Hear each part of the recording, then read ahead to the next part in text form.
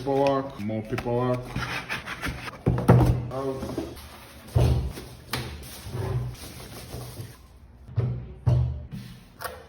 How to open the basket.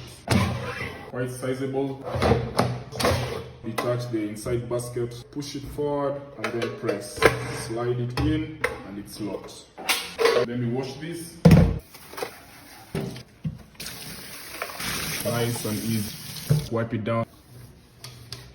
Plug it in. It has a digital display. Adjust the temperature, the time.